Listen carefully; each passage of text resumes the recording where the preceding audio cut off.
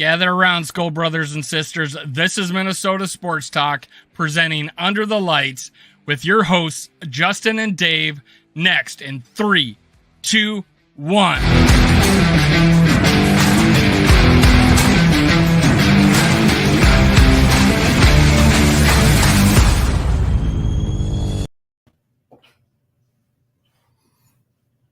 Good evening, Vikings fans. This is Under the Lights with Dave from Minnesota Sports Talk and me, Justin from Purple and Gold for Days. How are you doing this evening? We've got a good show lined up, and we got a special guest coming up here shortly. You all know her. She is Jade. But before we get started, we're going to wrap on this past week's game and hit a few topics on what's coming up here. First and foremost, Dave, how are you this evening?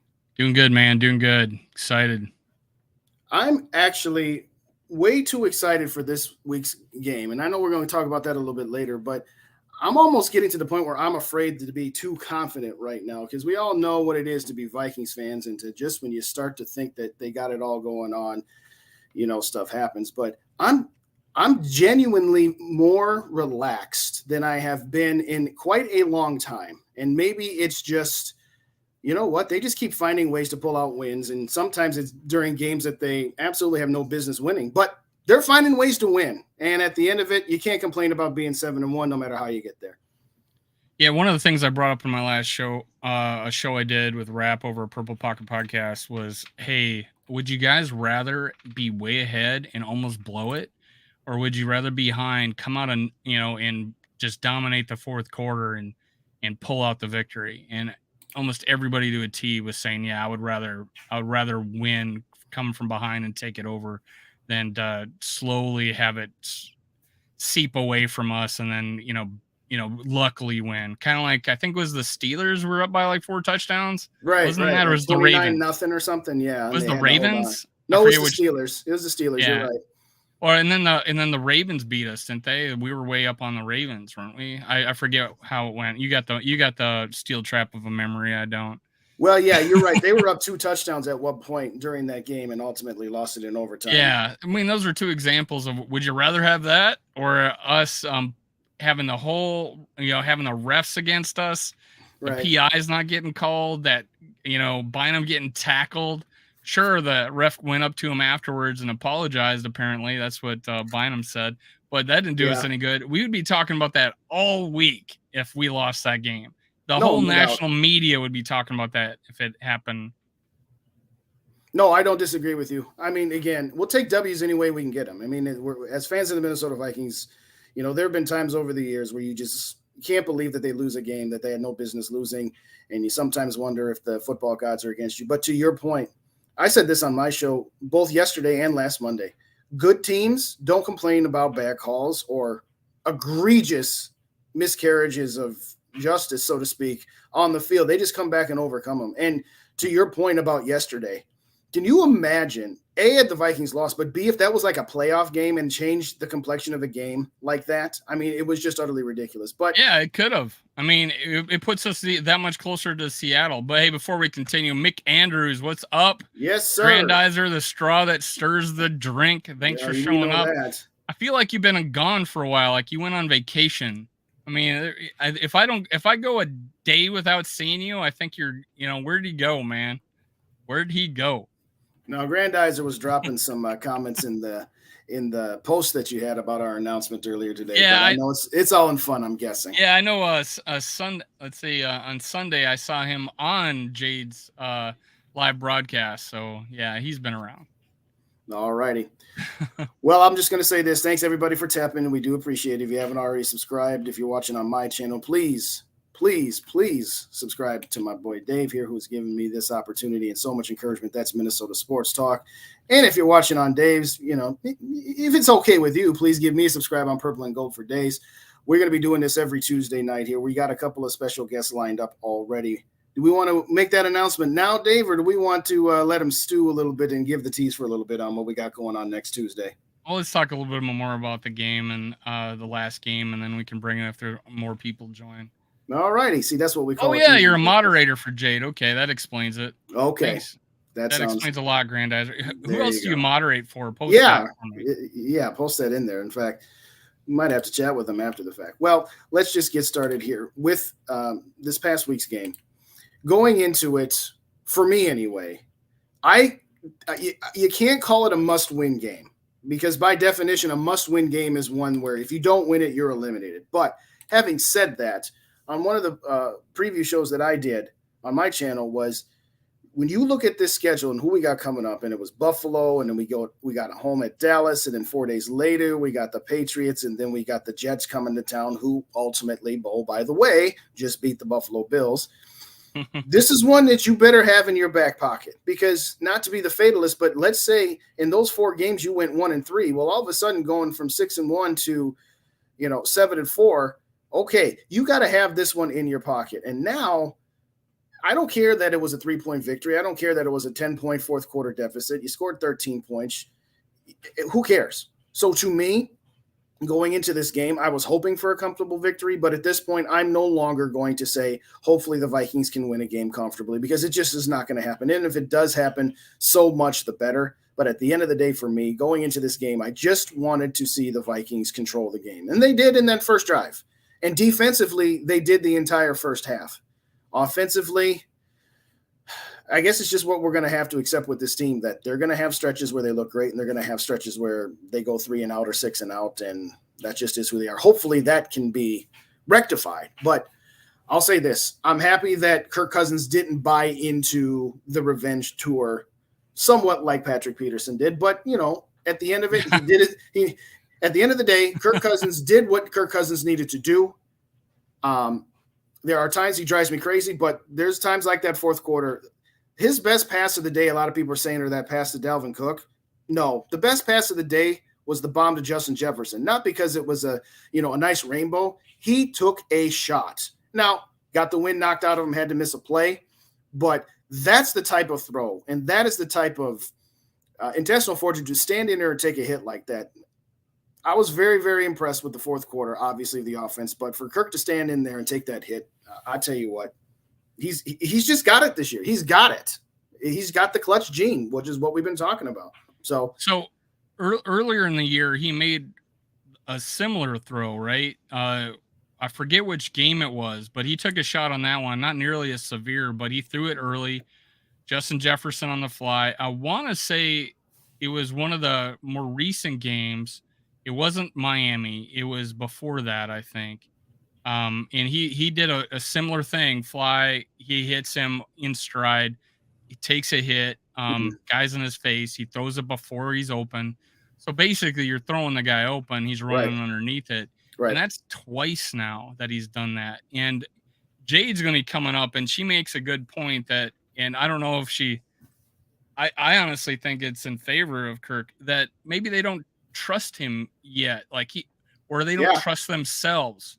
Like he's like feeling around to see what this offense is capable of. And I think he found it in the fourth quarter again.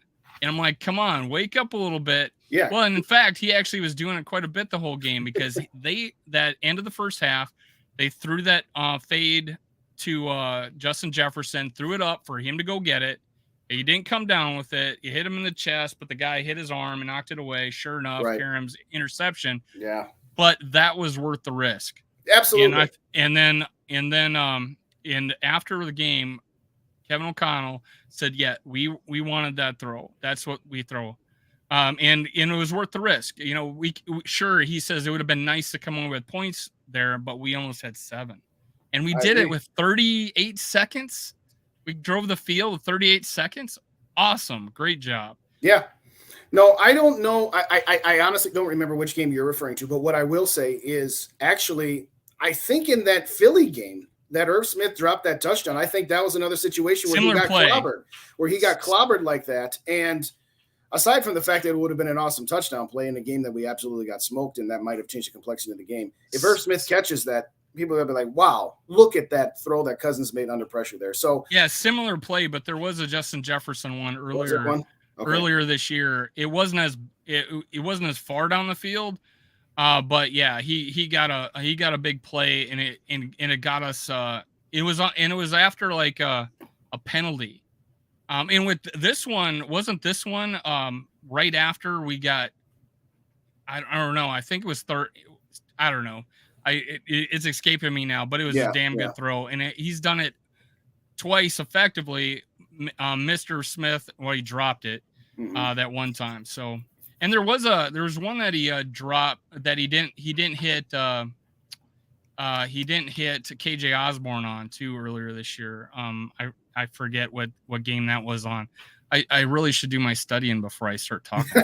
But yeah, I mean, I thought that was just a big time throw. He took it right, and it's similar to what he did with except on the right side against the Packers last year when he got Justin Jefferson. That was on like a back shoulder type of play. Correct. I just threw it up to him. But hey, if these guys getting a little bit more timing, there was that throw of the end zone. It was a fade. If he throws it shorter to the front pylon, that is a standing basket catch touchdown. Right. He'd let him too far into the defender. If he throws that closer to the front of the end zone on the back shoulder, that's a just standstill touchdown for him. No, I agree. Well, before I get to my response to that, I got to get some shout outs in here because we got people in the building already. We already know about Grandizer. Yes, you moderated for that. Rap, thanks for joining us. We appreciate you. What did Grandizer say? Bill's armor is cracked. Everybody gather around line. Yeah, I think it was cracked against the Packers. They ran 200 yards on them. Yeah. Of course, we got to say hello to SK. Thanks for joining us. The Godfather SK. That's your new nickname. The Godfather. There you go. Summer Home, thanks for joining us. Appreciate you. Please like and comment. And if everybody could give a share to us to get the algorithm going, as your guy Rap would say. Like the video, damn it. Yes. Hit the likes. Hit the shares. Hit the subscribes if you only subscribe to one or both of us. Then hit subscribes again anyway from separate accounts like Dave would tell you. But I digress. In all seriousness, to me, there are things about Cousins that drive me crazy. But I said this, that I just wanted to see him take a step. And he's taken 2 steps. I don't care about the stats. I don't care about these 400-yard games and 5 touchdowns and losses. I don't care about them ties after a great fourth quarter comeback when you did nothing for 3 quarters offensively. To me, I've said it before, I'll say it again. I will take this version of Kirk Cousins. This version of Kirk Cousins is allowed to be a little bit more of himself than he had been before. Now, sometimes you have to say to yourself, okay, regardless of whether I like my boss or not, I'm going to be who I am. I'm not going to let my boss hold me back. But regardless, I don't even care anymore. To me, if we've been down 4 points with like 1 timeout left and a minute and 20 on the clock, my default setting would be, yeah, this isn't going to happen. This ain't going to happen. Once in a while it did, and that's great. Right now, my default setting is, no big deal. I was actually at a watch party at Mall of America with the Score North crew, as you well know, Dave. And with about 10 minutes left when we were down 10, when they kicked the field goal, one of the guys next to me was like, should we have gone for it there, guys? I don't know about kicking this field goal. And I said, completely comfortable with that. I said, this is the drive right here. I said, this is the drive the Vikings defense is where they say, all right, enough's enough. We've let you play. Little brother, we've let you hang around long enough in this game. Let's just go take it. And not three minutes later, you have that Harrison Smith interception. And as soon as he was tackled, even before they did what arguably was one of the greatest celebrations of all time, at least this year, as I said, that's game over. The bowling. Yeah. And the guy's like, how can it be over? We haven't even scored yet. I'm like, doesn't matter. This team, you're right. Previous teams, I wouldn't be so sure. But this team, they did what they did. They're going to score a touchdown on this drive. They're going to get a stop, and that's going to be it. Now, if we're, facing a team at a higher level than, the mediocre Washington football team, like a Buffalo or a Dallas, would I be that confident right then and there? Probably not. But at the time, I'm like, okay, they done goofed around for 2.5 quarters since that opening drive. Yes, had the interception at the end of the half. And yes, I'll take that interception over the long haul. That's going to pay dividends later on in the season. Because what I didn't like at the game last week in Arizona, okay, we didn't have as much time left, didn't have a timeout. But the last 3 plays they ran 3 plays and gained 2 extra yards and ran off the 11 seconds before the blocked field goal. So to me, all I said was, let's take some shots in the end zone. Yeah, that would have been.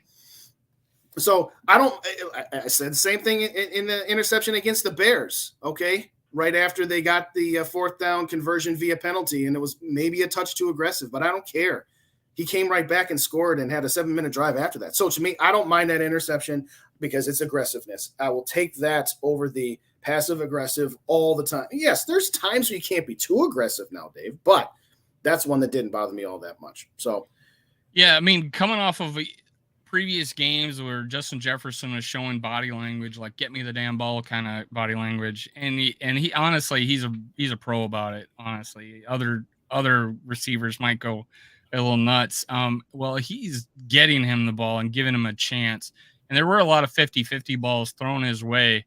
I know, like even Randy Moss wasn't a big hands catcher. He going up and getting it. He did a lot of cradle catches a lot, but he had this like absolute science to it where he would at the last second just bring up his hands, or he would put his hand on the hip of the defender so he couldn't jump with him. So those are things that he might develop over time. Plus he's 6'4" and not 6 foot. right. So right. so the things will come. Timing will come. These back shoulder throws will look like they'll be completely effective. They drew that PI on that supposedly pick six. I know there was fans of the other team saying, "Oh, this is crap." No, man, that guy was hugging him. Oh yes, was completely hugging him, and finally gets called for it. And and sure enough, we go down, and I think that was the field goal. But yeah, plenty of things to take away from that game that they can build on. I think taking the chances was the biggest one. Yeah, and there, how many times have you heard, and you're an avid watcher of the Purple Daily, that they want him to take chances? yes, and that's what happened. And we were by far one of the worst teams at throwing the ball downfield up until that game. And we went after it. We tried to do it, and that was good. And that was one of the things I was bringing up about Jade, who's going to be our guest, would say that maybe they don't trust him. Well, yeah, maybe they don't, and that might be on them, not necessarily on Cousins, because Cousins historically has actually been like a top 10 guy in completion percentage downfield on larger and longer passes. So we'll marry this together, and it'll come around, and we probably can make that announcement now. Well, you know what? You let me make the announcement on A Day with Mike and Kyla over on the Purple Code last night, and being that you're the one who has put the vast majority, all of the wheels and motions here, the vast majority. Before we do that, let's get a couple comments out of the way here real quick. Rap here. Kirko. Yeah, you did make some. You did make a little prediction that Kirk Cousins would be in the MVP conversation here. Mike Castellino, Mike and Patriot, and my partner on Purple and Gold for Days, as well as the Purple Code on A Day with Mike and Kyla. Hey, Michael, you haven't been watching. He's been giving me credit. You don't watch me, man. Well, before I put up Mike's next comment where he's congratulating you for what's going to be happening, why don't you go ahead and make this announcement here? So we're partnering with Chuck Foreman and chuckforeman44.com. If you go into the description of all my future videos, including this one, you'll be able to see the description of the contest we're going to be running. I think on November 22nd and December 13th, we're giving a Chuck Foreman Spin Doctor bobblehead. And we didn't have the graphics ready for this show, but on all my future shows, you'll see it, where the bobblehead actually spins at the waist. So it's actually kind of funny, but he'll autograph it. It'll be sent to you, or it might be sent to me and I'll send it to you. We haven't worked out the details, but we're going to give that away. We do have a grand prize on January 3rd on this show. We're going to give away Chuck Foreman autographed jersey. And again, you get to pick out your size. So that's good. So moving forward, if you go to www.chuckforeman44.com, at checkout, if you purchase anything, you can type in Skull15 and you can get 15% off anything at chuckforeman44.com. So, hey, this is my first ever partnership with anybody. I thought I'd swing for the fences and just, hey, what up, legend? See, can we work together? Sure enough, on his birthday, he actually followed me on Twitter, and I reached out to him, and I don't know, sheer luck that this happened. Great guy. His business manager, Ben, is awesome. So, hey, stick with us. Make sure you hit if you're subscribed, if you like and comment, you will be entered to win on any of the contests. So after this show closes, you can go down to the comments and type in skull, whatever. You'll be entered into a contest. And you'll be entered in for the grand prize and the bobbleheads. And there's no limit to entry. So there you go. So we all know who our guest is tonight. Are we going to tell them who our guest is next week? Oh, yeah. I forgot. I forgot to mention that we're going to be interviewing the legend himself, Chuck Foreman, next week at 6:30 Central, 7:30 Eastern time. We're going to have Chuck Foreman live on this show, believe it or not. Vikings Ring of Honor member, number 44. And when he left, he was the Vikings all-time leading rusher, since been passed by Robert Smith and I believe also Adrian Peterson. But having said that, this is all you, Dave. I mean, it's your world, and I'm just living in it right now. We're going to get Jade on here in just a couple of minutes. I know she's getting ready in the background there, and I think she heard the announcement there as well. But we can bring her around for the next segment. You want to bring Jade? Give me a thumbs up if you're ready, because if you are, you're just going to join the madness here. You ready, Jade? All right, here we go. There she is. Hey, Jade. Hey. How are you? Oh, I'm good. Who needs Chuck Foreman when we got Jade from Sports and Stars? Oh my gosh, I'm amongst royalty here. That is amazing, you guys. And Dave, yeah, everybody. Justin, congratulations. And thanks so much, the two of you, for having me on. Hi, Absolutely. Everybody in the chat. I got to catch up on some chats now that we got the main course now in the building here. JB, thanks for joining us. Thanks for coming. Appreciate your knowledge. I know you were going to be here. Yes, you did. You did say that. Absolutely. Go leaving DC with the chains. Yes, sir. Let's leave Buffalo with the chains. Now, I promise you, Jade, that I will not antagonize you and Dave and I as much as Rap would antagonize the Kirk. We're probably ready for it. I don't need two people off the rope. Oh my gosh. Off the top rope. I'm just. I can, we can agree to disagree and just still chat about it. It's all good, right? Yeah, we're gonna have a good time here. Yeah. So, well, we were just wrapping up the segment of the game recap here. Why don't you give your quick synopsis? Yeah, why not? Your thoughts on Sunday. Let's hear it. Oh, it was me? Sunday. Yeah, go ahead. Since we just got done giving our recap. Yeah, I was listening. Yep, I was listening in too. So, just kind of, I think along the line of everybody else, they're just getting it done. I think too, I have just absorbed or been trying really hard to do the Mike Tice approach. Just enjoy the season. Yes.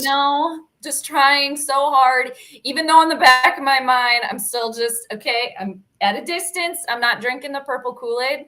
But, this last game, I mean, what a typical Vikings game, just on the edge of your seat until the very end. I swear, all of us are going to have our nails gnawed off, right, before the season's over. But they got the win. And I like, too, that they had this just momentum drop, right? They scored on the first series, and then we had to wait, what was it, until the fourth quarter or third quarter? Yes, until they scored again, fourth quarter. Yep. So I like the fact that they picked themselves up, because that momentum shift, it was evident, and it didn't look like they were going to come back from that, but lo and behold, they did. Greg Joseph didn't miss any kicks. Kirk made some throws. He stayed upright, and they got the victory. So, all right, keep it going. One of the things you mentioned was the momentum swing, and I think the biggest deflator was coming out of the half, giving up that 45-yard kick return. Yeah. And then the Bynum tackle by the ref. That would have been just think about it, if we actually got the touchdown with Justin Jefferson, we go into half and then get a pick. Yep. I mean, this was that was a huge swing. Right. And the fact that we overcame the refs in this game to, like I said earlier, to come back in the fourth quarter, it gave me a good feeling that we could overcome. And hey, the Redskins defense was legit. That defensive line, they were good. Line is yes. Cleveland, I heard Cleveland by far had his worst game. I'm sorry, Ezra, but he ended up with a PFF grade of 0. I didn't even know that was possible. No, that's bad. Pass protection, a 0, and even Ed Ingram got a 40. So Ezra Cleveland, I don't know. He was just Might as well not even been there. We might have gone out there with Ford offensive. Bring back Oli Udo and Drew right. Drew Samia and all them guys. Yeah. Yeah, and especially them not getting any points before halftime too, and the fact that Washington got the ball back, right after half, and that was just another like great deflate of the balloon. But again, they came up from it, so that's good.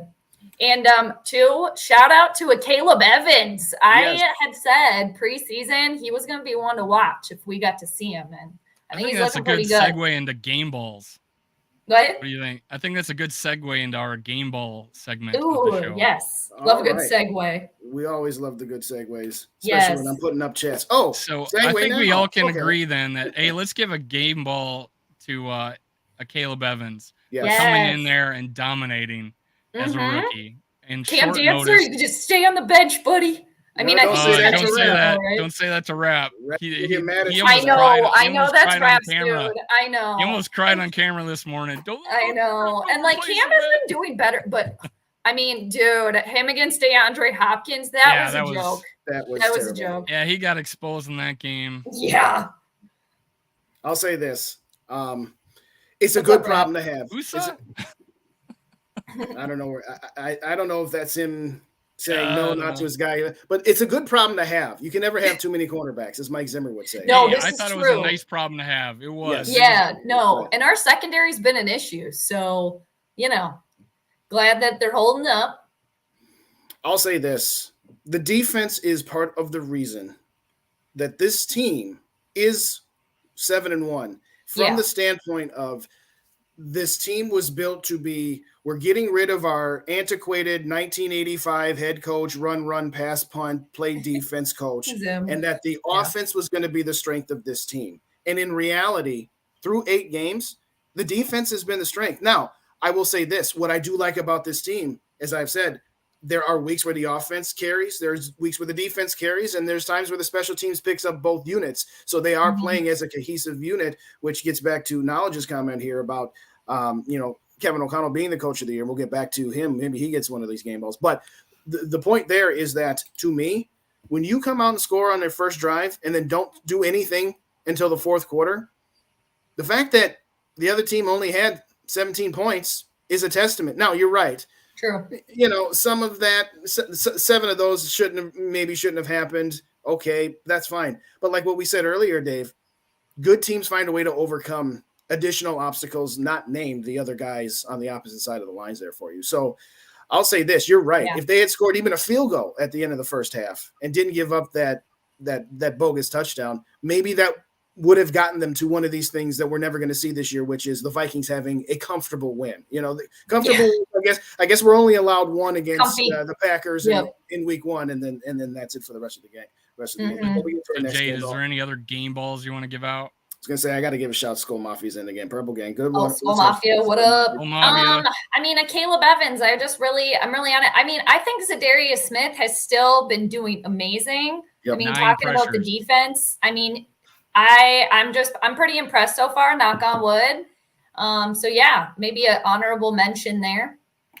Yeah, I would say Z and D both. You got 16 pressures between both of them. Right. 2 sacks by true. Daniil Hunter. We heard the name Hunter a little bit more. Yeah. Yeah. They did there was one play where Daniil was I forget what they would call it on defense, but he was way outside of the tackle, and they actually had Zadarius Smith standing up on the tackle, and they both rushed the same. Daniil got the sack. So that's lethal. And Michael, he'll be happy to hear that I gave a game ball on one of my shows to Donatel because there you go. Since the Miami game, I saw the defense make some strides. Then he actually started to disguise things in the previous game, and now he was doing it the entire game. He was so creative. Nice. The stunts, he brought everybody up the line of scrimmage and then dropped people back.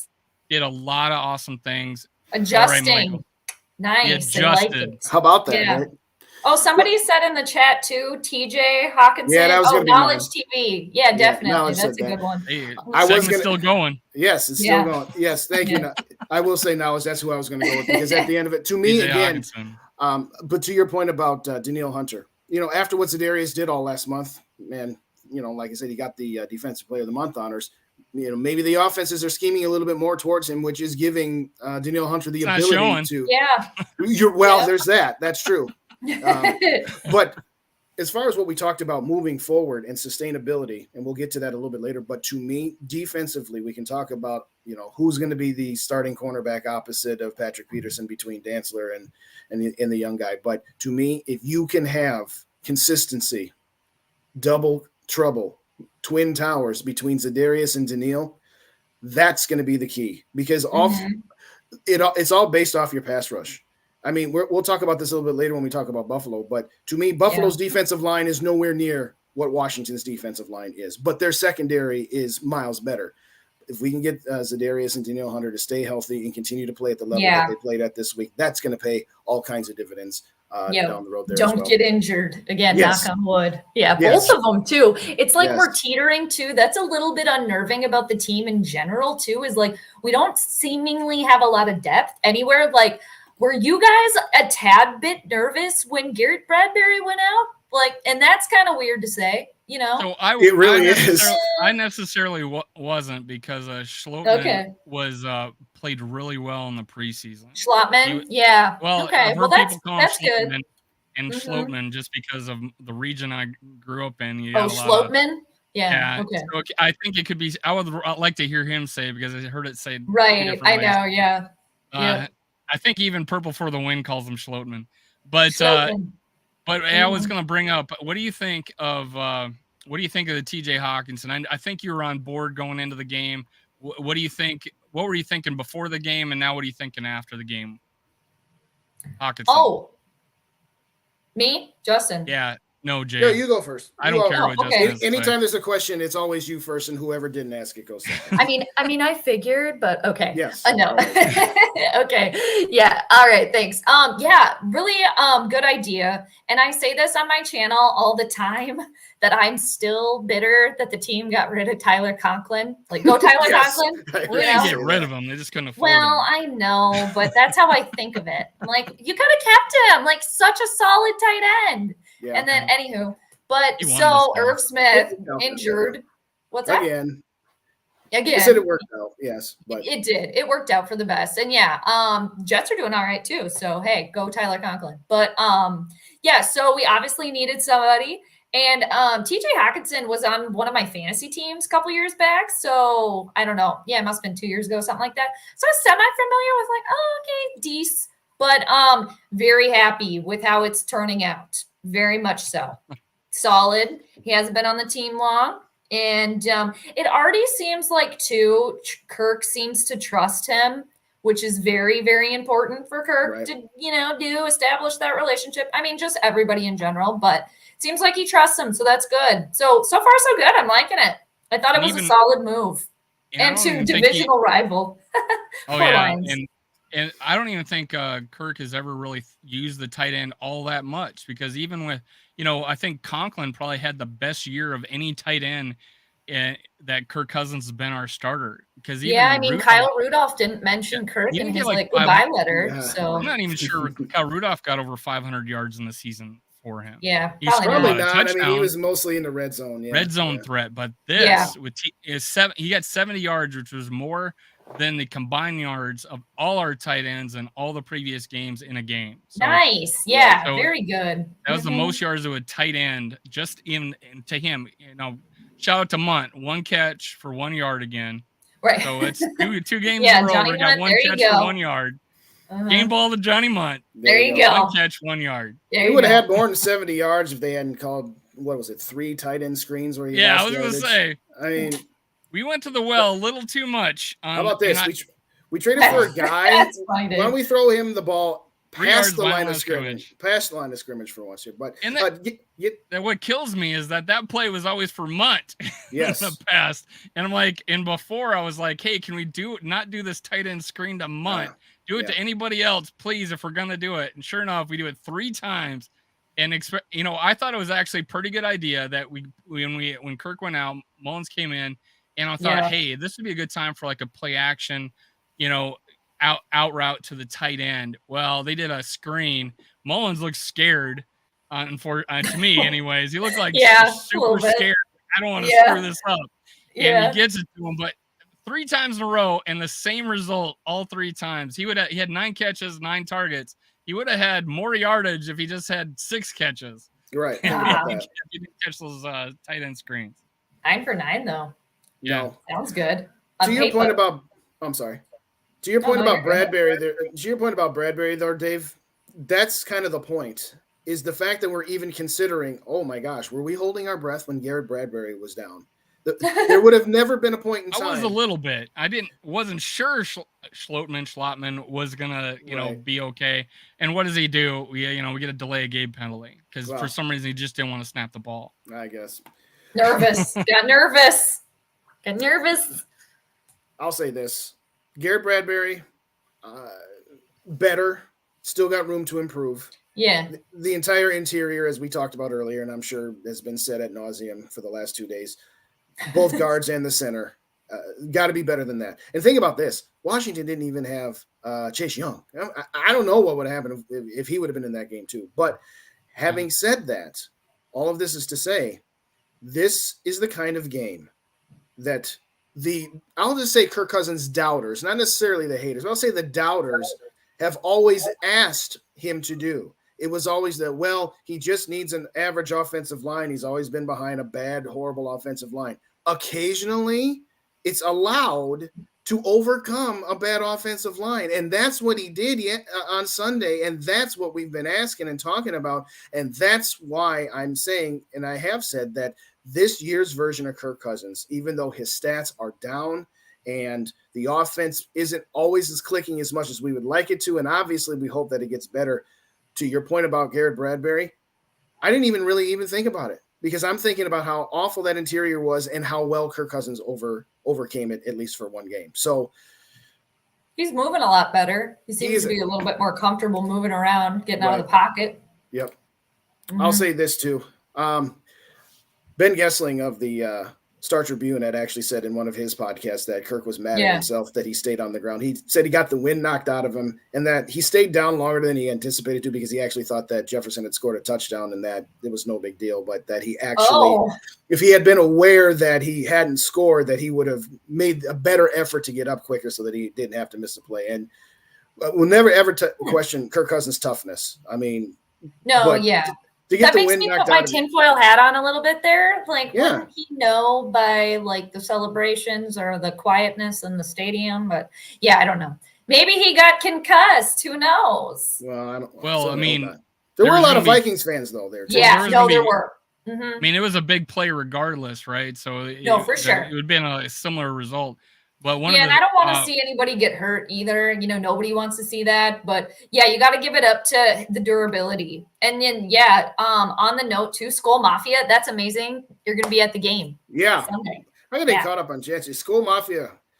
Look out! I just love that. Yeah, and we'll talk about that game probably a little bit more in depth. But Well, look out for Mike Castellino and Rick Sosa from the Purple Coat. They're going to be at the game as well. So we got a lot of representation in this little circle here as well. Yeah, so. Right on.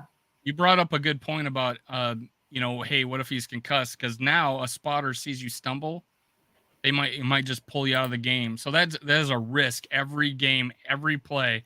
If you see one of your best players, let's say a Justin Jefferson, or in that situation, my first thought is, God, don't get up and look woozy. Yeah. They might pull you from the game. Yeah. And that's something you gotta have in your mind. So maybe it was good that he sat down for a little bit. Yeah, I mean, if that's the best option, who knows? Definitely get your wits about you, dude. Exactly. Who knows what that spotter's gonna do? That was my big worry. And by the way, Kevin O'Connell, if you have to sit Kirk for a play, hand the ball off to Dalvin Cook. Just hand the ball off. Don't call a screen. You guys are ruthless. We don't even. Guy was down. Give him a minute. We don't even have the capability of running back screens very well. Let's not call a tight end screen with your backup quarterback for gosh, Cook would have been open a couple of times with those, but those linemen are getting their hands up. Gross and Dalvin Cook still make me nervous. Oh, really? Gets a little fumbly sometimes. Not in a minute. Not in a minute. So what do you think about that touchdown, though? Yeah, that was a pretty good right. catch. No, so far so good. Yep, as of late, so good. That was a play of the game. Game ball to Dalvin Cook. Game ball. Say because he struggled all game. We struggled running the ball all game, and then in the fourth quarter, he ate up clock. He even sacrificed yardage by kneeling down like 5 times because of both those drives. If you're a Cook fantasy owner, you weren't happy about that one, but oh yeah, you were probably pretty sad about it. But hey, but now you got the touchdown, so that was good for fantasy owners. No, that was a heck of a catch by anybody, much less a running back who is. That's true. It was. It was a very good snag. He's got a guy on his back hip. He's at the back of the end line and catches it one-handed. I was just like, whoa. Yeah. Okay. All right. Good segue. Skull Mafia into next week. I think we had no news. Allen versus. Oh yes, yes. Who would you rather see this week, Jade? An injured Josh Allen or a Casey Keenum revenge game with the old Minnesota Miracle? Yeah. Oh, well, for those that do not know, once the Vikings are done and dusted and they're out, Bills Mafia are actually my number 2. But the Vikings got to be out of it, and then Bills Mafia got to be in it. But because of Case Keenum, my dude, and Stephon Diggs and Leslie Frazier, that's, where my allegiance lies there. But so honestly, I would love like Josh Allen to play because, let's see that actual, let's see it game on now with starters, all the starters. Let's see them, but at the same time, I honestly, like if Case plays, that could be also very spicy, very juicy. And at this point, it's a win-win for me as a Vikings fan. And then obviously Bills Mafia number 2. But I mean, I wish that Josh Allen was healthy. Obviously, I would prefer that because I want to see like a solid matchup, right, with one of the best in the league at this point. But we'll see. I mean, honestly, it's a win-win. I think it'll be a good, again, spicy game, juicy, dramatic, in true Vikings fashion, no matter what. No, you are correct. No, I 100% agree. I was going to say this. On one hand, I want W's any way we can get them. I don't care.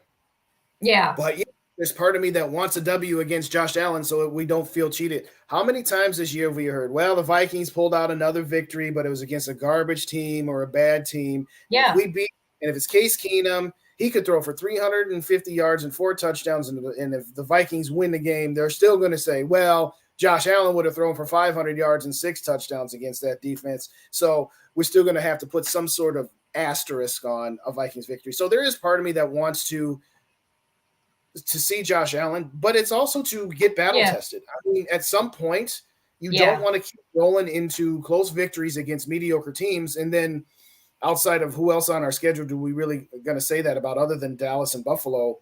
The Jets, okay, I'm sorry, their quarterback doesn't do anything for me. Who knows what Aaron will be by the time we get into Green Bay to see those guys. Justin Fields disaster. Fields is improved, but okay, so it is one thing that I said back in 2017 where I kind of wanted Rodgers to come back from that bar injury and play us that night because if you look at the last 5 or 6 games that team played, they didn't face a quarterback worth a darn until they got into that divisional round against Drew Brees. And I'm not saying that would have made any meaningful difference playing against Nick Foles in Philly. It's one of those deals where you don't want to just be hitting green light after green light after green light, and then finally you get a red light. It's the line that John Randall said in The Missing Rings. Like, we had green lights all year, and then we finally hit a red light, and it was just like, oh, crap, now what do we That's do? what I'm concerned about, too, that it's going to be all good and then come to a halt, game 1 into the playoffs, right? That would be – I would say to John Randall, don't kneel down with 58 seconds to go. Wasn't it 58 that we just took a kneel and went into overtime? No, don't kneel down when you got a minute left on the clock. It was 22 seconds, Dave. Come on. Oh, wasn't it? I swear it was longer than that. No. You're saying 22? Going against Johnny Randall? Come on, Dave. Jeez. No. Okay. You're talking about 98? Yeah. I was at that game.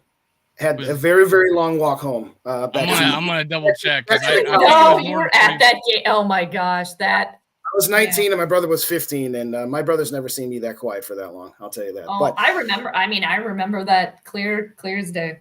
Mm-hmm. No, we got the ball back with just over a minute left. They ran 2 plays. what's underrated about that play, Well, there was we're over not a going minute to talk left about when we this. got the ball, right? Yes, and we ran 2 Okay. plays, and after the 2 plays, we only had 22 seconds left because they only had 1 timeout. But the point is that no, it was if there was 58 seconds left on the clock, if we take a knee, that's only 40 seconds, so we would have had to punt. Relax. But anyway, I I was digress. making the point, hey, let's go for We're it. still not over it, though. No, I we think will we not can be all over it. agree. Yeah, it's still not over it. Yeah. But having said all that, I want Josh Allen, but at the end of it, no matter who it is, they're going to downplay it if we win, because then they'll say, well, Josh Allen wasn't 100%. So Yeah. at the end of the day, for me, I'm now at the point where I'm no longer I hope we don't have to play Josh Allen, and I hope somebody can beat the Philadelphia Eagles in the playoffs so that we can get that last home game. Nah, I'm done with that. I'm at the bring everybody on. I'm usually a fatalist, and now I'm at bring everybody on. I've now gotten to the point where it's just like, this is just who they are, and don't be afraid. Keep moving forward. Yeah. It is what it is. Yeah. What do you say, Dave? I don't know that you actually. What was your answer? So, yeah, part of me was like, hey, a win is a win. We need that first round bye. I want that first round bye, man. That would be awesome for this team. So I don't necessarily care either way, but I do see the point. Hey, it would be nice to have that test and say, hey, we beat Josh Allen on the road now, and especially how he's played the last 2 games with 2 picks against the Green Bay. Did he do it again? I know he had a really awful pick where he threw it he's looking straight at the guy and throws it straight to him. And I'm like, what is going on with this? And the fact a little that too big for his britches, maybe. And the fact that he gives up a lot of, they gave up a lot of yards on the ground to Green Bay. I think we can do the same thing.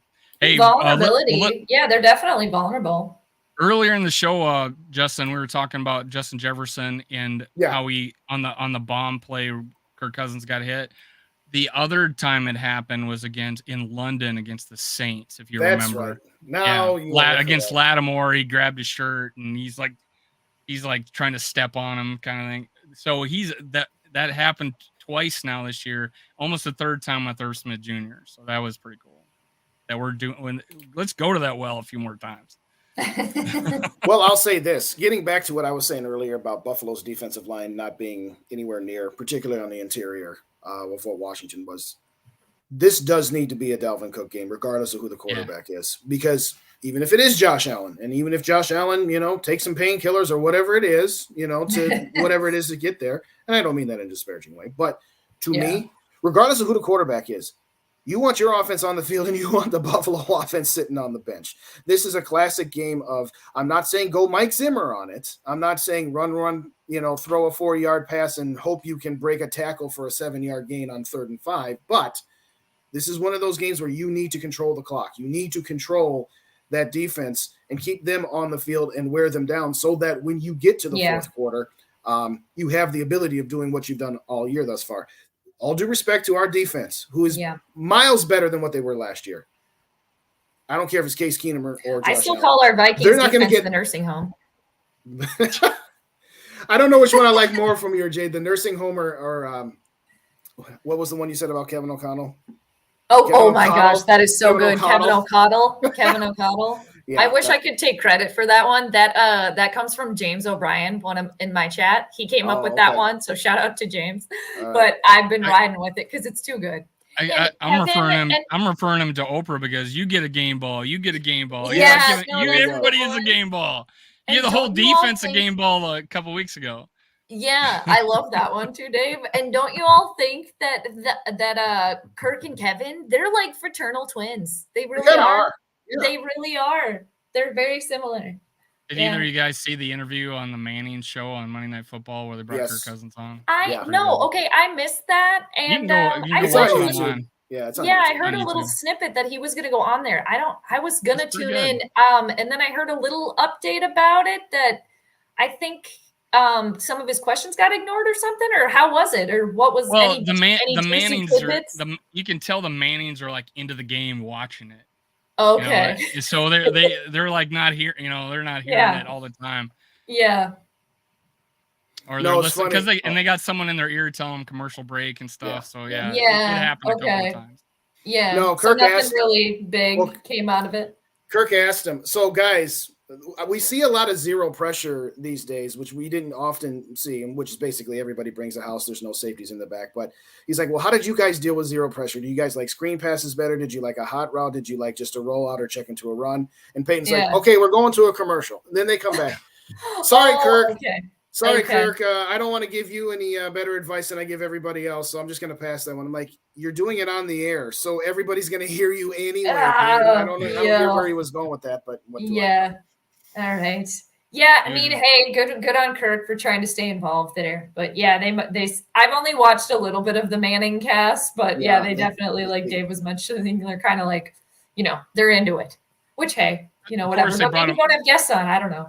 Right. I think they brought him on because he's become an internet sensation with the chains and not wearing a shirt. Yeah. Well, didn't McAfee have him on too?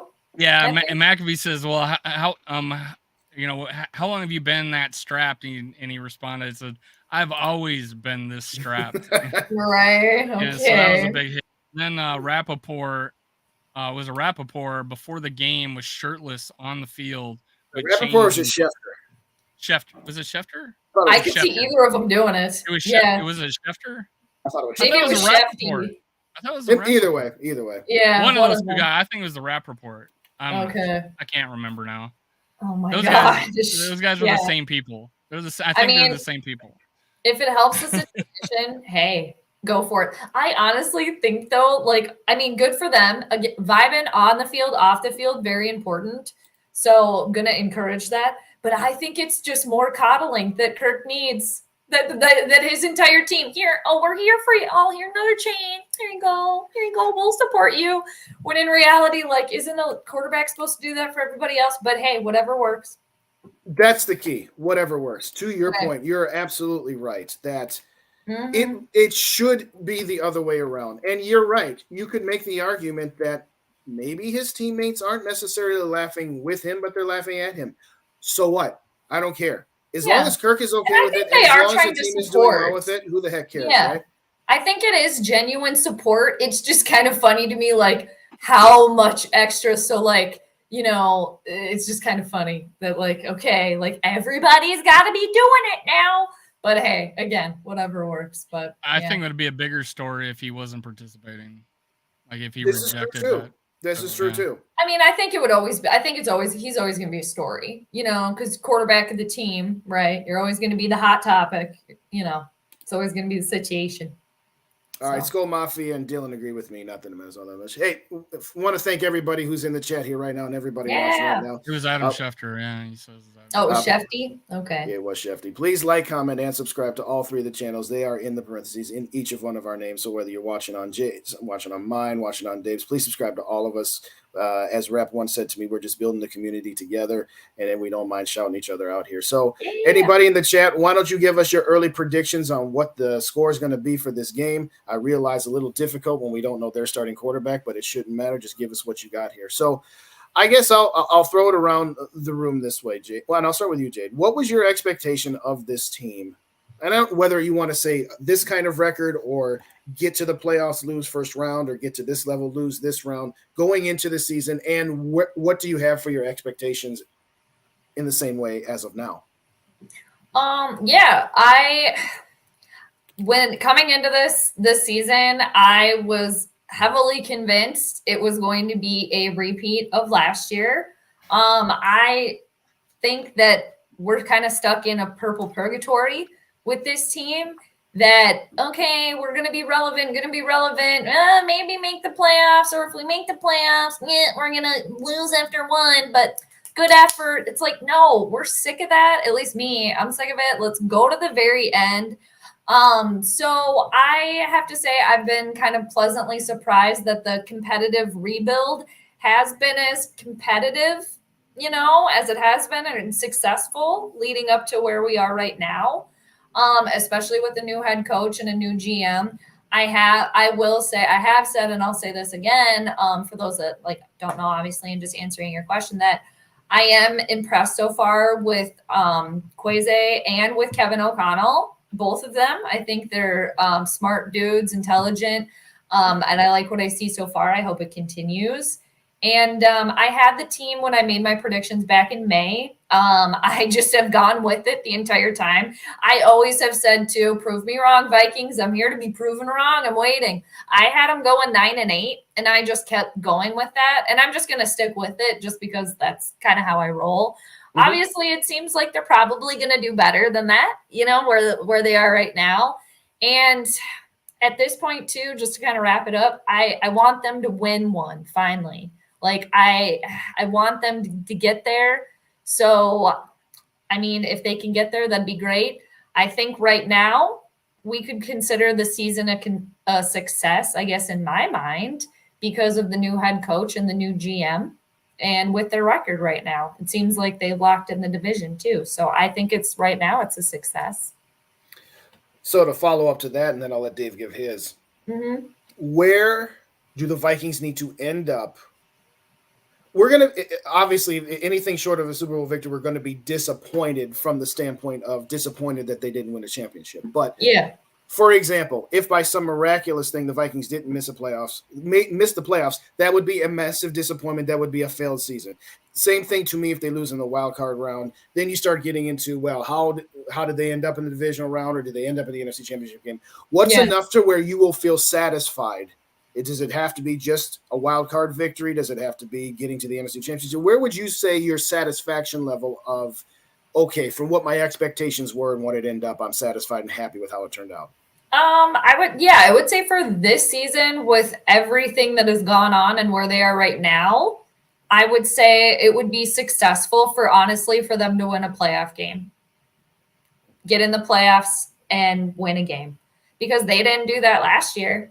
And having all these new pieces and being able to navigate that, and especially with the lack of depth kind of, and just everything, going on, I think that would be successful, because I honestly, and again, I could be proven wrong. And if I am proven wrong and they win a Super Bowl this year, hell to the yeah, of course, right? Most definitely. But yeah, I think that it would be successful if they make the playoffs. I think that would be successful. And then a little bit of icing on the cake. And like Kevin O'Connell, you know what you're doing is, and everybody too, for that matter, Ed Donatel, Kweze, everybody, a success. The one thing though, and then I'll shut up, I want the Kirk experiment to be over. Like I would like that this year is maybe his last. They can get somebody new in here. I feel as if Kevin O'Connell knows he's not the quarterback for the future for Kevin, in his mind. But anyway, I'll shut up now. We'll circle back to that last part. Dave, what your revised expectations? What's your satisfied level where you're saying, okay, that's not a failure anymore? Well, let me preface. 2020, we were cautiously optimistic, but we did not know what the defense would be like because we lost all those defensive players. So, I didn't have a whole lot of expectations. But when 2021 came around, I was like, okay, I think we got a team to go 10-7. And we didn't. But we could have, right? Even with, we easily could have if a couple of things went our way. Now, this year, I thought with the pieces we added as Zadarius Smith, when the schedule came out, I was like, this is an easy freaking schedule, and our whole division is down. We could go 6-0 with this team against our division. So I went 12-5 when the schedule came out, and I had us 7-1 going into Buffalo. I remember you saying that, Dave. Yeah, would have us ending 12-5, so meaning that we lost a few games after that. I had us losing to Buffalo. I had us losing to Cowboys. I forget who else I had us losing to. I feel like the second half looks difficult. With where it is now, a little more difficult than maybe we originally thought. Maybe not the worst, but yeah. And as far as after the, I'm holding what I'm thinking about this team until after we play the Cowboys. That's where I'm saying, okay, now I know where we're at. Yeah. A game we can win at home against a really good team with their quarterback, healthy, that defense, all that. The road game to Buffalo Mike is a McCarthy, hard game. former divisionary. The Eagles game and the Buffalo game, I said were our two hardest games of the year, I thought, going into the season. Yeah. And I didn't even think that much of the Eagles. I was like, it's just going to be a hard place to play. But now the Eagles are the Eagles, and I kind of know what they're like now. But hey, I agree with Kevin O'Connell that, hey, we haven't got everything out of this offense yet. and our defense is. It's like our defense is finally hitting it. Now, what if our offense played all, did all it could do? Because we got the people, got the players. Right. Yeah. The tools are there. They are. The pieces are in place. The pieces are in place. We've heard that before, though. Yes, we have. Heard that before. How many more times are we going to hear, hey, the last time the Vikings started off 7-1 was 2009, 2000, and 1998. Yeah, or it's 2017. No, not 17. It was 9-0 and 2009, right? Yeah. I'm going to say it like this. My brief synopsis. My expectations going into the season were they would finish between 7 and 10 wins because that's what they always do. The Wills have owned this team for 17 years. Except when they win 13. The Wills have owned this team for 17 years. You know how I am with absolutes. Like they never or they always. For 17 years, the Wills have owned this team, and 3 times they have had a record with 11 wins or more. 4 times they've had records with 6 wins or fewer, and 10 out of those 17 they've had between 7 and 10. Yeah. My concern coming into this season was after 2019 when we lost Stephon Diggs' last game in San Francisco. Before that window was closed. Now they decided to run it back, and then they decided to run it back, and they're still running it back. Now, this is the first time where running it back has finally started to pay some dividends. Again, we're only halfway through the season, so let's not act like the story's completely written. But yes, I was content with saying, you know what? I was ready to trade Cousins after 2019. I was ready to trade Harrison Smith and some of the older players that were going to and just like, you know what? This window's closed. Let's not force it open for a couple more years just to try. But that's what they did. And what did it get him? It got him 2 seasons of 7 and 9. And no, I don't count that 17th game from last year. But my point is simply this. I was content with him doing it. I said, I don't want to keep running it back. I'm sick of mediocrity. You said purple purgatory. I say, you know what? There's one thing to be consistent, but one man's consistency is another man's mediocrity. And they've been mediocre for the most part. They've never had train wrecks where they've had 5 straight seasons like the Detroit Lions, and they've never had 5 straight seasons where they're minimum getting to the divisional round or the NFC Championship game. So I was ready to blow it up. Now, my expectations going into this season were they were going to be somewhere between 7 and 10 wins, and that because it was a rookie head coach. You know what? Hey, well, if we get that old 7 seed, then that's going to be a success because that's better than what we did with Mike Zimmer for the last 2 years. And I said no. If your expectations are that this team does not need to be blown up and it was just the head coach and we just need to change the culture and maybe add a player or two, then to me, you dang well better not just be content getting to the wild card round. You better get to the divisional round of the playoffs. And that's what your starting point is to break even from this is not a ultra success, but it's not a failure either. To me, at this particular point, with how weak this NFC is, as we have all said, you've got the Eagles, you got the Cowboys, and you got us, and maybe you got Seattle. I don't care about anybody in the NFC South. I don't care about anybody else in our division. We all know they're garbage. Arizona's garbage. The Rams are garbage. Those are the only 4 teams that matter. So, you got to get to the NFC Championship game. Now, have I raised my expectations? Yes, I have. But that's what you should want. You should want your expectations to be. But that's a fair point, too, because they put in all this effort. And, this is the lifeboat that they chose. Because I've mentioned this, too, Justin, really good points there. I agree with it all. I have mentioned before, too, at the end of the day, you got to start looking at ownership here. Because it starts at the top, right? And if they're fine with being consistently mediocre, that's a problem with me because to them, hey, business decision there. So it's money in their pockets, right? So, hey, absolutely. Kudos there. But as a fan, I'm not okay with that. Right. That bothers me. It bothers me. And I think it was really exposed with the Case Keenum thing. And that's where I kind of shifted with the team and the organization a bit. It was kind of a turning point for me. It was kind of eye-opening. I'm like, okay, this is really how it is then. You're legit fine with me being mediocre. Like, that's okay with you. Right. I'll say this. I'll meet you halfway. As a billionaire, you got to be a billionaire by making shrewd business deals. Sure. And guess what? What do all billionaires want? They want more billions. Okay. So I don't have an issue with them saying the problem I have is that I don't mind saying we want to be competitive as often as possible. We want to get as many butts in the seats as possible. We want to have a waiting list for season tickets. But to me, you lose me if your desire to not be bad is greater than your desire to be great. Yes. And they for the last 2 years, they have come dangerously close, in my opinion, to looking like they're more afraid of being bad. Now, Regardless of how this season turns out, they're going to win this division. So they're going to have been proven right for at least 1 year that it was the right call to make. But to your point, I am no longer content with being happy getting to the wild card round. I'm now at that point where it's just like, okay, show me something. You've got one team definitively better than you in your conference. Yeah. If you have to go on the road and win an NFC Championship game, then do it. But I think that they have shown that they're actually into it, because that's why they made that trade for TJ Hawkinson. They said, all right, you know what? We came into this with a competitive rebuild mentality, and look at where this team's at. So let's go add a piece to it. I feel like too, it's going to extend this like rope or the purgatory, or whatever of, well, okay, they're bad next year, but we were good the year before, the first year. So, so it just kind of keeps this cycle ongoing. I mean, I don't know. Hopefully it's a turning point for the organization this year. That would be great. So to your point on Cousins, and then I'll let you go, Dave, and you can have the rest of it. Dave, we're just talking about. I've just been sitting here. Yeah, sorry, Dave. Put this all together, and these two guys just keep going. I will say this: where I was in the offseason on Kirk Cousins is where you are now. I'm a little further ahead. I've said, you know what? He's finally shown me something that I've been begging for him to show me. Fair.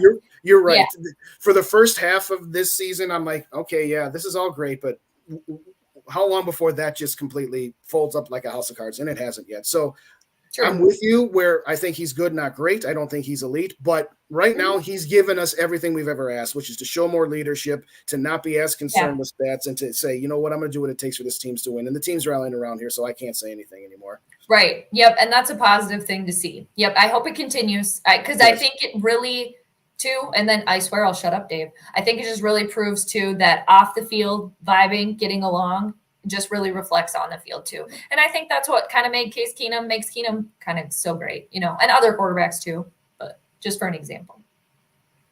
Okay, Dave, what do you got? I always like to add a little perspective. You guys talked about, hey, running it back. We've almost completely overturned this team since 2017. We got Harrison Smith, Kendricks, Thielen, Dalvin Cook, who was got hurt that year. I mean, that's it. We got and I think we probably since 2018 probably only have Cousins. When was Bradbury drafted? Would that have been his rookie? No, that wouldn't have been his rookie year yet. I don't think.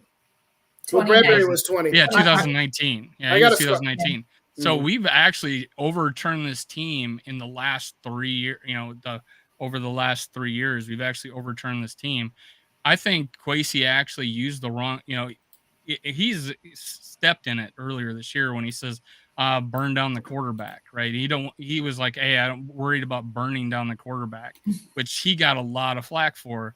I think he also using that competitive rebuild was a mistake, because it's changed to an all-in team, right? I think we brought up I don't know who said it a little bit earlier. I'm looking at the chat, but someone says, hey, we're all in right now.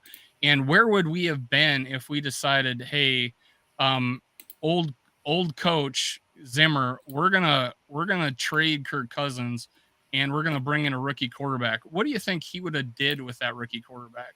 We might not be in a very good situation right now. And I think I'm not being pie in the sky here. I don't think we'd be 7-1 right now, picking up a TJ Hawkinson, ready to go into the playoffs, possibly bringing in a couple of other players, because we just made $3.5 million worth of cap room. So I just don't think we would have been here right now enjoying this moment. How long would it have taken for us to get to where people want to get, a young, dynamic quarterback that we rolled the dice on? Hurts is a second-round draft pick. I mean, this still can happen. And what we can do with a Kirk Cousins is, hey, maybe we find the right kid coming in to run behind him. And as far as Kevin O'Connell not thinking maybe that this is his quarterback moving forward, we extended Kirk Cousins another year, gave him a guarantee, and pushed money into the following year. Yeah. So he's actually, we're probably going to go with this guy as long as we're doing this right now. Unfortunately, that's what makes me mad. Unfortunately to some people, but and fortunate to other people. But hey, that's what it would look like, and it might be a good situation. You may call Kirk Cousins the best bridge quarterback in history if we pick up a rookie this next year and it turns out to be a Jalen Hurts type of player. So I think we're in a great situation moving forward. Honestly, that would be the best case scenario now, because this is the situation, right? They can't change it. It's the situation they're in. But kind of going back to your point too about, say they kept Zim and then got rid of Kirk and brought in a new quarterback. With how kind of terrible the league is this year, it might not have been a bad year to do it. But I mean, in hindsight, you didn't know that right at the time. But he didn't start Justin Jefferson. He didn't start Adam Thielen. He didn't dress Diggs. What just hypothetically, though, I'm just saying with how kind of bad the league is, like it maybe would have been, especially for the Wilfs, because like mediocre is average is okay. So maybe the Vikings still would have ended up kind of like middle of the road. Especially Zim with the defense. I don't know. Was the Darius? I don't know. You never know. Just stuff to think I guess about. The only counter to that, and again, it's only food for thought. After 2019, Philadelphia did tear it down. And they got rid of their coach. They got rid of Nick Foles. Yeah. I'm not going to say that that Nick Foles is better than Kirk Cousins. Nick Foles is the same type of guy where if you surround him with an outstanding roster, he can be very, very good at just driving the car. Is he as good as Kirk? No. But my point is that if you wanted to know where the Vikings could have been if they had torn it down in 2019, look at what the Eagles are. They got a quarterback that they found in the second round who's currently on a rookie contract, and they've rebuilt the roster around him. So you're right. You can't just say, well, where would this team be this year? Well, yeah, this year they'd be garbage. This year they'd be competing with the Packers, Lions, and Bears for the bottom of the division. Absolutely. Now, was it worth it if 2 years from now the whole thing gets blown up and now you're starting the process 2 years after the fact, which really would have been 4 years after the fact had you done it in 2019? Maybe. Now, you win a Super Bowl this year, next year, are any of us going to care? Absolutely not. But to your point, yes, you're right. Mike Zimmer, well, I think that Zimmer should have been gone after 2020 anyway, but that's a whole nother conversation. So all I'm going to say, well, he knew. He predicted his own fate. He knew. I after 2019, when I say blow it up and trade Cousins, I was talking about everything. Oh, yeah, so that's fair. That includes. And I think that's another error that the team made is not getting rid of Kirk too. You got to cut the head out the snake. You got rid of Spielman. You got rid of Zim. You left the third stooge hanging there. But I mean, so far, kind of to your point, everybody's point here, it's worked so far. So yeah. We'll see. And I did say that in the offseason. I said, if you're going to get rid of 2, you might as well get rid of 3, and you might as well start it. Mm-hmm. Because again, you're going to have it's not all Kirk Cousins, but you got a lot of guys, veterans, older players making a lot of your salary cap space, and at some point you're not going to be able to get out from under it. But at this particular point in time, I'm glad I didn't. I said at the end of the year, I don't think Kirk Cousins is the type of quarterback that can lead a team to a Super Bowl. I think he can be a quarterback that could be a winning quarterback, but not necessarily lead one. But you know what? If Kirk Cousins wins a Super Bowl with the Vikings, I will get out of the accounting business and I will go into the construction business, and I'll help build the statue outside US Bank Stadium for Kirk Cousins, and I will put as much bling on it in that as they want. I'm happy to be proven wrong. Okay, despite what goes in my life, in the plaque in honor of Sports and Stars with Jade, on the plaque, it'll say that. Yeah, there you go. Despite what people in my life would like to tell. Oh, go ahead. You know what, Justin, we could take credit. I mean, Dave, you can, Dave's not as much as you're a little bit more on Kirk's side here, so to speak. But if he does lead the team to Super Bowl, I think we, all the Kirk negative or haters or whatever, we could take some credit because we're helping push him. He's got he needs a little prodding. Yes. Prove us wrong. Yeah. Mm-hmm. Yeah. No, I got a couple. I've been so bad on the chats here, so let's get a couple of them here. Dave's used to. Thank you, Dylan. That's a good one, Dylan. Yeah, I appreciate that. Let's see here. Yes, that wasn't the point. The McAnswer. It wasn't. It's the theory. It's the thought process. So we'll just move on here. Preach, Jade. Yes, preach. Oh, Jade. thank you, Ryan. Mm-hmm. Mm-hmm. Yeah, I'm gonna kind of agree with Grandizer, and he kind of knows the NFL. I didn't see the Philly tearing it down.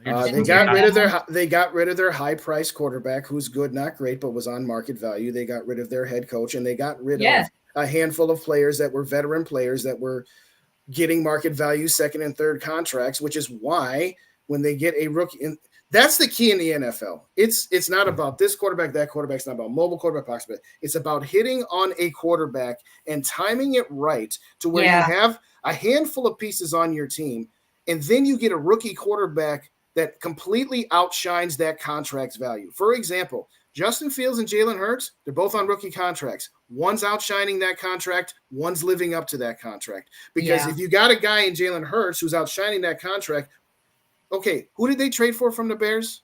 What was that defensive player? They just traded from the Bears. Roquan Smith? Is that who it was? Yeah. Okay. Probably. The Philadelphia Eagles right now have $60-some million in dead cap money, yet they still had money to be able to bring in a Roquan Smith because their quarterback's not making 35 or 40. And the Rams won a Super Bowl with $60 million towards their quarterback. Yes, they timed it right. 28 of it was going to the Lions.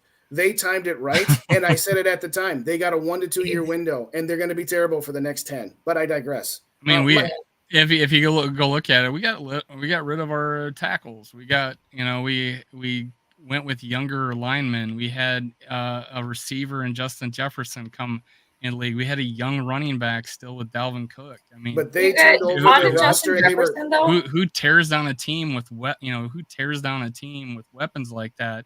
And we did have. I mean, we found out what this defense can do, and we know Zadarius Smith. One of the first things he said here is what impressed me with Zadarius Smith.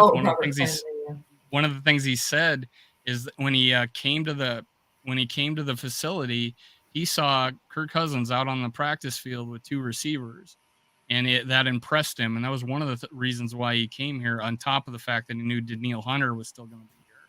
If we traded off Danielle Hunter, Zadarius Smith doesn't come here. If we don't have Kirk Cousins, I don't think Zadarius Smith comes. He's definitely not coming here. No, we're going with a Kellen Mond or the retread. Or if I know a lot of people, I don't say you did, but a lot of people were wanting us to trade for Russell Wilson. That's going to be turned out to the Herschel Walker trade part 2. I thought Denver would be a lot better. Okay, that's a whole nother conversation. But this is what I love about people that want to support Cousin no matter. Here's my point. What are you talking about? No matter what, you don't think? Am I not making an honest point that we do not have this team, this game, this 7-1 record if we don't have Cousins and then bringing in Zadarius Smith? That wasn't my point. No, we're not going to bring free agents here. Do you think Harrison Phillips comes here? I don't think Kirk Cousins is a pull. I don't think he's necessarily the main pull. I think he's helpful. I think not having a quarterback is a detractor. So he might not be the pull. But who's to think we couldn't have had maybe like Jimmy Garoppolo or something like that if they would have done like a straight swap? Definitely hiring. I know you're definitely hiring Jimmy Garoppolo than I am. So right. Yeah. But I'm like back to like a couple years ago, especially because Kyle Shanahan and Kirk, their history. But yeah. No, what I was going to say is this. As far as Russell Wilson goes, put him with O'Connell and tell me how bad he really is. Put Kirk Cousins with Nathaniel, what's his face? Hackett? That hack job? You put Kirk Cousins on Denver right now, and you're going to tell me that doesn't make a difference. The team he's with. I'm not going to say that I was clamoring for Case Keenum. I'm not. I've had this discussion. I'm not saying having it, but it's not the point. I'm not going to say the Vikings were wrong for bringing in Kirk Cousins. What I have said is I wouldn't have extended him. I would have been done with the experiment. But you can't just say, well, see, look at how bad Case Keenum was in Denver, where he's not playing with Thielen, Diggs, and Cook, or now Thielen, Jefferson, and Cook, or when he's been in Washington and all these other places. Yes, he had his best year here with this group of players that Kirk now has. I'm not saying that, well, that's the end-all, be-all, but, we shouldn't have kept this guy because he ended up getting hurt. Well, okay, like you could have predicted that player was going to get hurt. All I'm saying is that you're right. Russell Wilson looks like garbage right now. He absolutely does. But the circumstances that the 2 quarterbacks we're discussing are not the same. Do you really think Kirk Cousins would be any better in Denver? We would have been one of the few teams in history to trade off their quarterback after going to a Pro Bowl. I mean, that would have been pretty abnormal for any team. I mean, just say quarterback A and say, hey, that quarterback went to the Pro Bowl and it had more yardage than the MVP and about 3 or 4 less touchdowns than the MVP, had 4 fourth quarter comeback victories, and say, and that's just quarterback A, and say, hey, let's get rid of him because we'll be a better team next year, or maybe we'll be a better team in 3 years. No, I mean, just take the name Kirk Cousins out of it, replace with quarterback A, and say, hey, the Minnesota Vikings are trading their Pro Bowl quarterback for a second and a third round next year. Oh, stop. San Francisco traded all them players for Trey Lance. You weren't going to get 3 first-round picks, but you would have gotten at least they never do that. They would have given half of the package they gave to Miami for Trey Lance. But here's my point, Dave. I'm talking about player A. Fine. Player A after what would we have gotten to trade for him? Player A after 2019, which is the year you were quoting those stats from. Look what Trey Lance wasn't doing good even before he got hurt. Dave, you're missing my point. My point is this. In 2019, after quarterback A loses in the divisional round of the playoffs after having one good drive, and who didn't on Sunday Night Football in the second to last game. Beat the Saints on the road in overtime. Lost to the Packers at home when he still had the division on the line. And then lost in San Francisco against Garoppolo because he's a good quarterback. My point, Dave, is you just said we're hoping that this team would be better in 3 years. Okay, during the 2 years that you've just discussed, we went 7-9 and 7-9. So what would we have really been giving up? How was that? And again, everybody says Kirk Cousins got to be perfect. No, he needs to have something better than a 29th ranked offensive line and a 30th ranked defense. And I think that could be fair for any quarterback. Yes, right. And so now what's happening when we actually got an above average line, although it didn't look like in this last game, but we won. I just feel like it's always excuses with Kirk. He's been in the league 10 years. Yes. It's the same. I mean, maybe and by the way, can I say this? Here's where the contradiction happens. You could say that about any quarterback, but it's excuses for Kirk. You can say that about every quarterback. I say the same thing about what happened when those excuses were taken away? Average offensive line, and right now above average defense. I think we are in the top. We're probably in the top 10 in yards or top 10 in scoring, if I'm not mistaken. I hope it continues. Yes, we do. I just want to see it till the end. Yeah, yes. Let's do it. Let's do it. We're so worried about what we should have did with Kirk when we should, in which I'm pretty happy about. I'm not saying you can't, and it's worth discussing, obviously, because many people do it, and I have already had millions of these conversations, especially with Rap and Justin.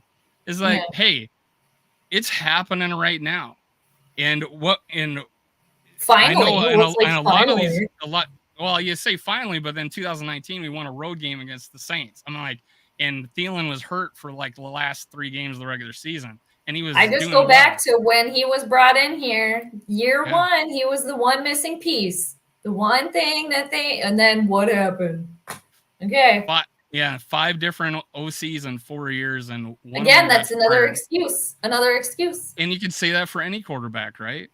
You could, but I'm just saying this is what it's just consistent with Kirk. So again, like, it's great to see them where they are right now. They seem to all be vibing. I hope it continues. But why I'm not like, yee, is because, I have yet to kind of see it follow through. I want the follow through. I hope it happens. Yeah, well, I guess. But I would be saying the same thing. Is to your point about taking the name away, I'd be saying the same thing no matter who it was. Sure. Get rid of the Pro Bowl quarterback. Get rid of the quarterback where up until this season. You don't have to do the same moves as everybody else. Sometimes you got to do a little bit of different moves. Yeah. Up until this season, you have Kirk and quarterbacks like him have a ceiling.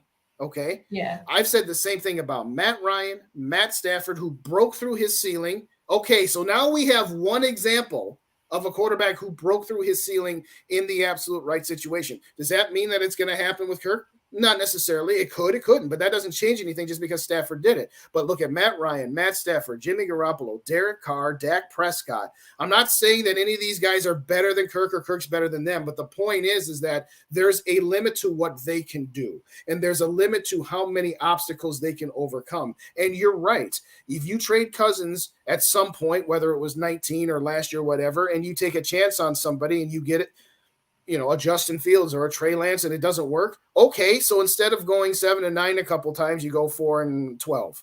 So what? Now, to your point, the Vikings decided not to make that move. They said, we're going to keep pushing on. I think what Jade and I are saying is that from our perspective of, okay, I understand why, but as lifelong Vikings fans that we all are, we've seen this play enough to where the likelihood that it's going to be a different outcome than Lucy pulling the ball away and letting Charlie Brown fall on his ass in the NFC Championship game is very, very small. You're right. I'm willing to take the chance that it might blow up, but it might actually get us further. But to your point, you're right. Who cares? We've only had 3 quarterbacks in my lifetime. Well, 4 if you count, Fran Tarkenton, where we've had a quarterback last longer than, 3 years or 2 years. This is Tommy Kramer, Dante Culpepper, and Fran Tarkenton, who had 2 stints with us. Right. And I said it before, Fran Tarkenton was 20 below 500, but when he not this again, why do you say that? Do I say that to you ever? Yes, you do. So he was 20 games below 500 when he went to his first Super Bowl, and he was age 33. So all those Super Bowl visits came after 33. Should we have given up on him? Culpepper was below 500. Kramer's below 500. Right now, we have a quarterback in his 5th year. He's 9 games above 500, and that is historically different. That is 5th year in the league, Dave. Don't get it twisted. Thank you. 5th year on our team. Yeah. No, I'm talking about Viking records. Yeah. Viking records. Yeah. So that, and again, that's with the Vikings. I'm talking about with the Vikings. This is a 5th year, 9 games over 500, and we have nobody who's ever done that. Shout out to Wade Wilson, had a winning record. There was one other quarterback, he's escaping me right now, that had a winning record. Brad Johnson had winning records for the Vikings. We're in uncharted territory that we have a quarterback that's played over 50 games with the Vikings and has a winning record. And he's the only quarterback in 7 years, 3,000 yards, 25 touchdowns. Only the longest stint with a touchdown in each game. 30. I think he's up to 35 now. No other quarterback in the league has got I mean, these stats all sound good, right? It looks good. And again, so far, so good. I just want to see it. Let's see it keep going. You got to hold it. I don't think this is what I said on my show last night. And then, for real, we're way over what we said we were going to, but which is fine. We're having a good time. And hey, you know what? You don't have your show with Rap tonight because you guys got switched to Wednesday. We got bumped by the grade 8. Yes, there you go. How convenient. For those of all you don't know what we're talking about, we've gone on a while. I want to thank everybody who's come in here that I haven't shouted out yet.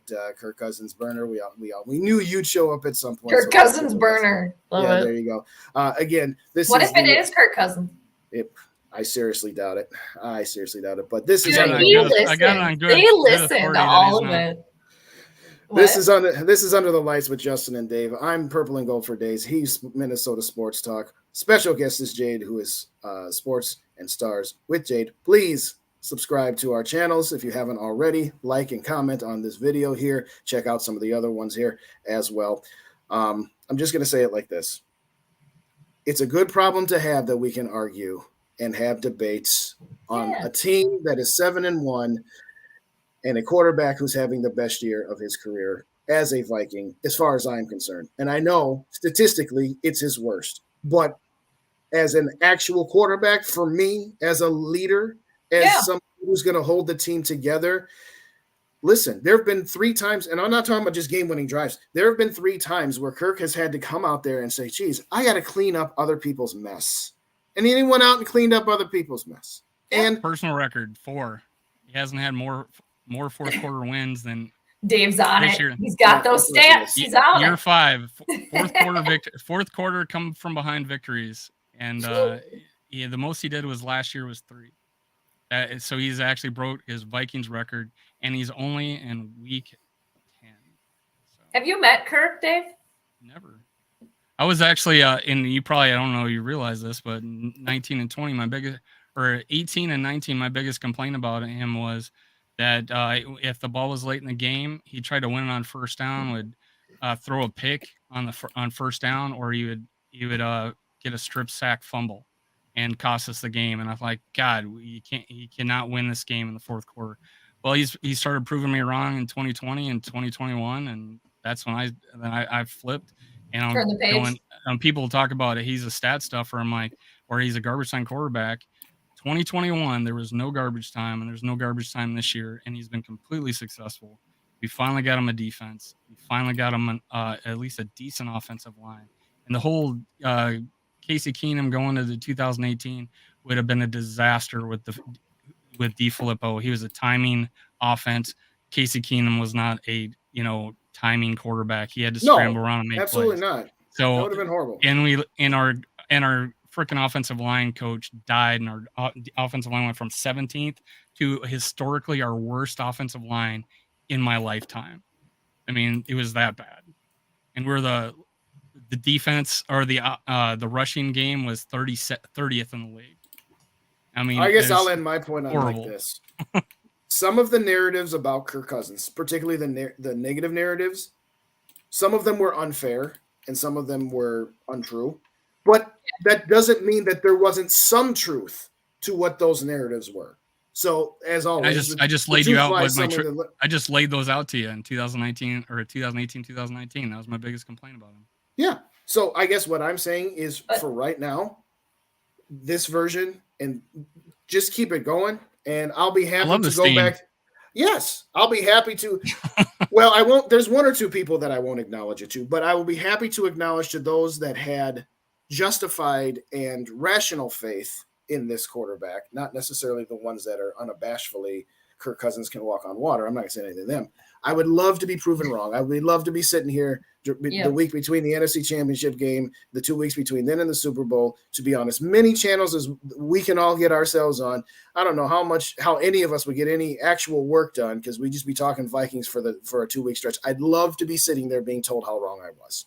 I'm hoping one of these weeks I'll not have a conversation about how we're going to get rid of Kirk Cousins, and I would love to live in the moment one of these weeks myself. But hey, and that's what we're trying to do. If that conversation comes up, I'm gonna speak the contrary side of it. But back to your point though, Dave, when you said, okay, we finally got him, I don't know, defensive line, offensive line, whatever it was, that it's just like, but that's another excuse. That's what I thought when he was brought on here, we had everything he needed. And then we've had to change everything to fit his, it'll be perfect. I don't know. We got to stop eventually, but yeah, let's just not have a coach die and get a DeFilippo. Let's not do that. Well, yeah, and like some of those things we can't help, but I'll say this, that there's a very good point that has kind of been circled around here. I think part of the reason that there is such a quote unquote civil war among Vikings Nation, the Kirk Cousins stands, the Kirk Cousins haters, and then those of us who are in the middle who say, well, I like him. I think he's good. I just don't think he's elite. Yeah. But if you say that to a Kirk Cousins stan, they're going to call you a hater. And if you say that to a hater, they're going to call you a Kirk Cousins stan. It's kind of like Swifties. But and I don't even necessarily like him, but and I'll say that too. Like when Brett Favre came here, I was not on board with that. Nope. I was like, I will support the team, but I'm not going to support him individually, just because of my allegiance. And he was a Packer. No. So, but I think part of the problem for those of us in the middle is, when they signed him coming off an NFC Championship game, it wasn't just, hey, we've upgraded our quarterback. The Vikings pimped him up and propped him up so much that, and that's not, you can say that it was somewhat to his detriment. And you can say, well, that's not Kirk's fault that the Vikings gave him all those millions of dollars and that they propped him up to be. And at the end of the day, his pocketbook is full. So, hey, good on it. I brought but I think that for me was part of the reason. My last show, or the last show I did with the Rap, is like, what would you rather have, a 1-year extension with Kirk Cousins or a 5-year contract with a $55 million cap hit for a 43-year-old quarterback and Aaron Rodgers right now? I mean, that's a horrible situation. Cherry picking, but cherry picking. Yeah, I'd rather have a 10-year contract. I'd rather have a 10-year, $60 million. There's are like four Mahomes, quarterbacks in the league with that type of, Wilson's got a freaking crazy ass contract like that. There's tons. That's not cherry picking. There's like 4 or 5 quarterbacks at that. Okay. Right now, this isn't meant to be an argument against Cousins, but you can't say, well, just because other teams gave out even crappier contracts to other quarterbacks doesn't absolve the fact that the Vikings gave a really big contract to this one. I mean, it's his market value. And I'm not going to say he's overpaid, because to me, any player who can get as much of that money bag as they can, hey, I'm not going to say overpaid. I'm just going to simply say, everybody want to say, well, we can't look at Matt Stafford's Super Bowl victory without pointing out that he really shouldn't have one, because that guy should have intercepted that pass in the playoff. It's a short contract. Yeah.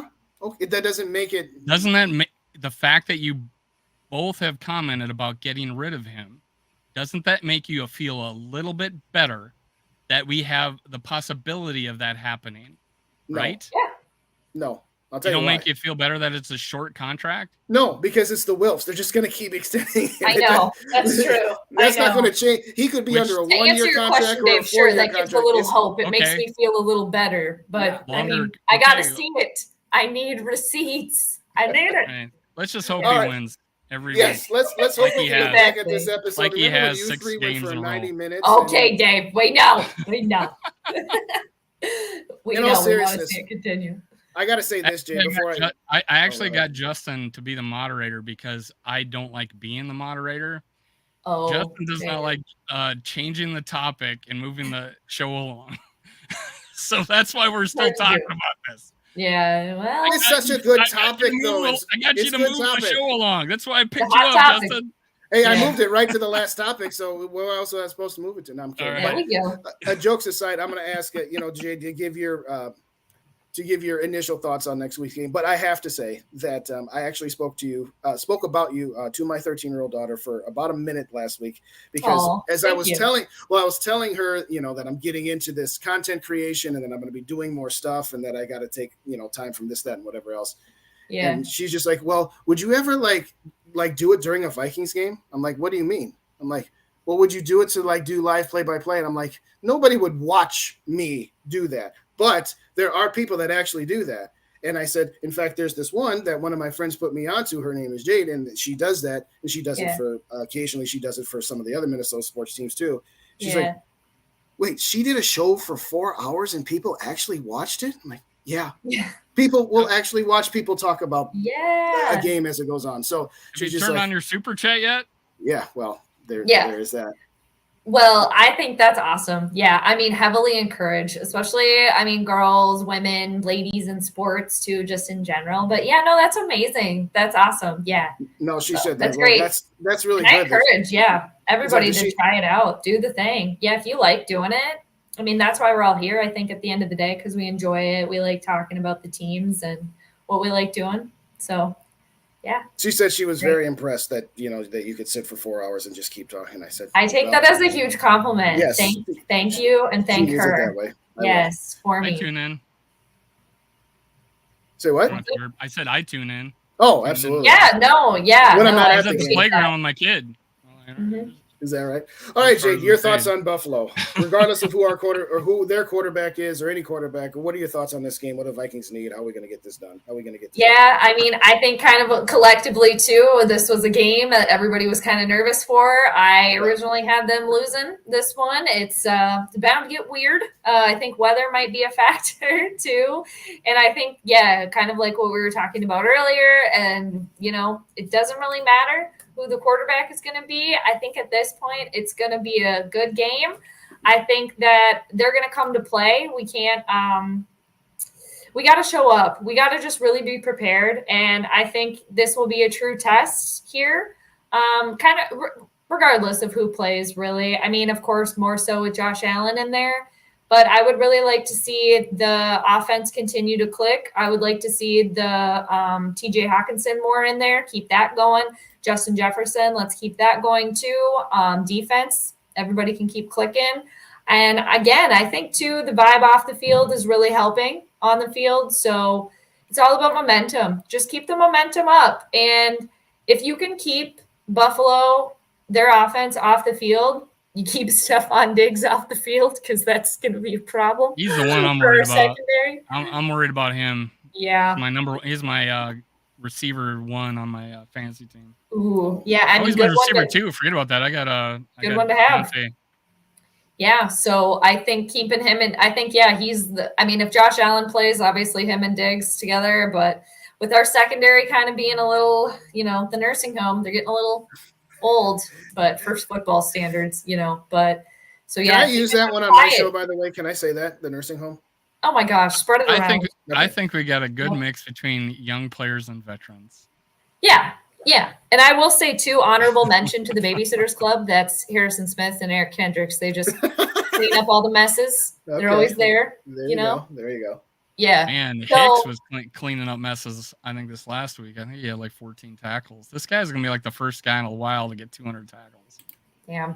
And I think too, just to kind of wrap it up, and on my end, Stephon Diggs, we know how he is, right? Yes, we I'm do. sure this game was marked on his schedule. So, I mean, he's, one to watch there. And he can get everybody hyped up too. And I think too, I'll just leave it at that. So I'm excited for it. Very excited.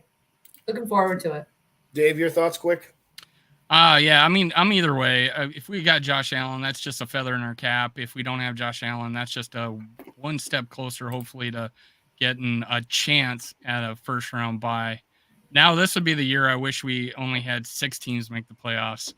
Of so course. we could, right? For like 2017. It always we turns out could that get way. it because we were the 2nd seed that year too, and Philly was 1st seed, right? So yeah, correct. it would be nice to have that again. But I feel good. I feel better about being able to run against these guys than I did against the I want to say Redskins, but they're the Commanders. That we did against the Commanders. So I feel a little bit better. I think we will have to do that, and I think we're going to take shots moving forward. I think we'll be a little more open. I think hopefully coming forward. My big worry is like, hey, can the defense keep it up? Can they shut these guys down? If Dancer's back, is he going to be able to handle Diggs? He wasn't able to handle Hopkins. It might be another week. In his injury, he got it when he got that penalty, when he got folded over, when he went low on an offensive lineman. He got the penalty, got hurt, and got out of the game. And obviously, a game ball like Caleb Evans.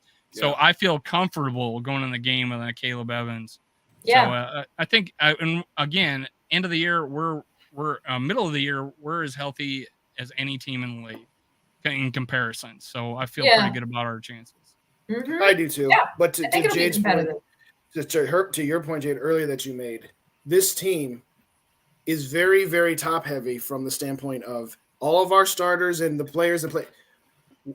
I don't know that any team can survive injuries per se to key players.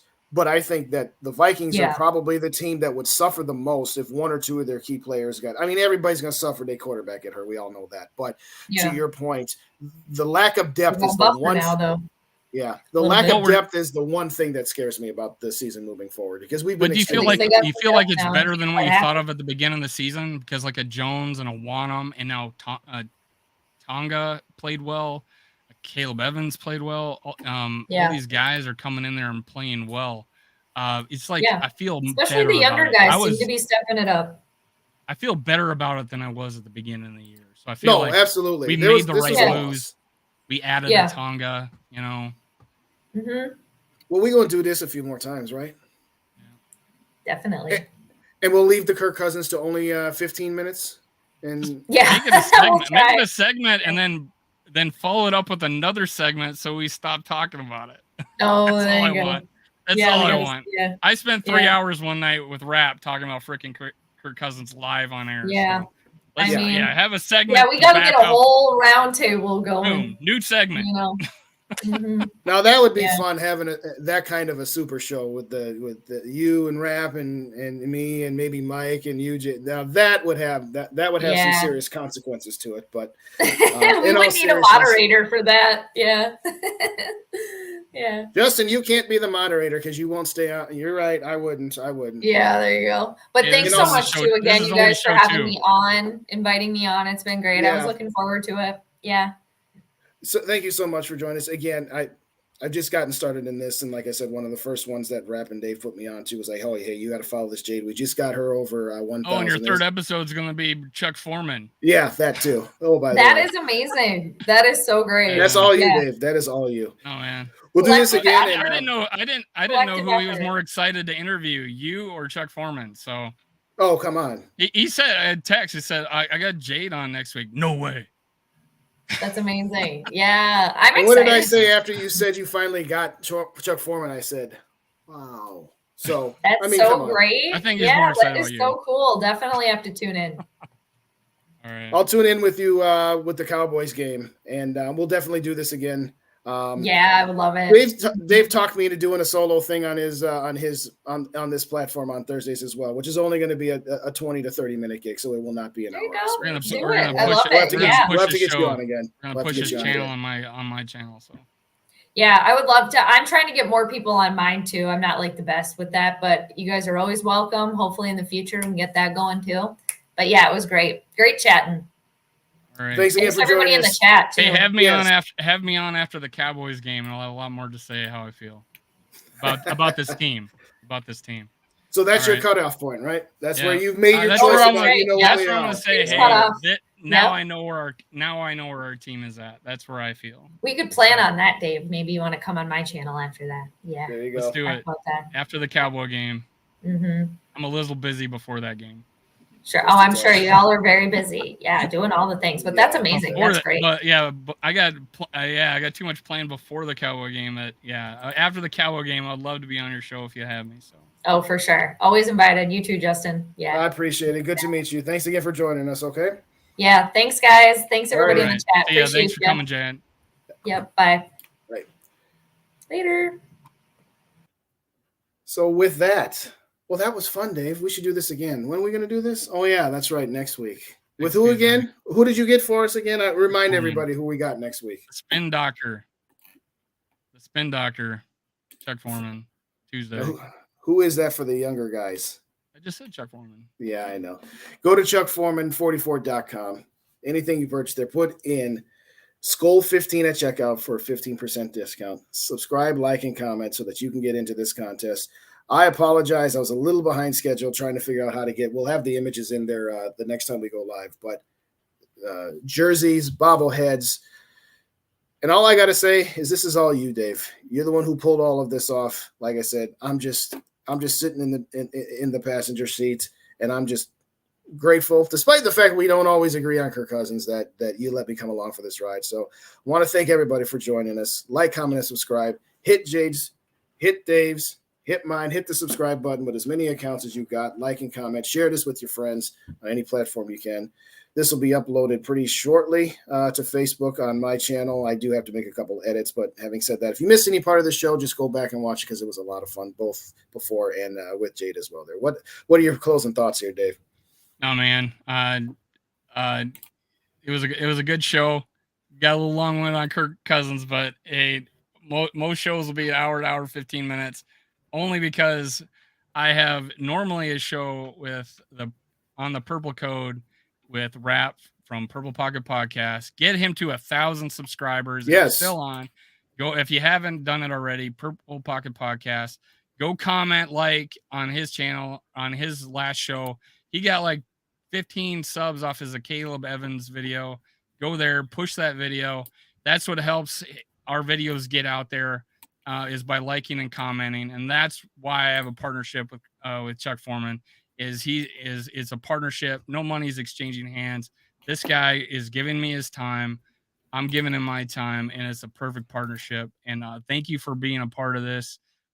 Be there next week, man. Be there next week. I'm going to be plugging it all week and get as many people on there as possible.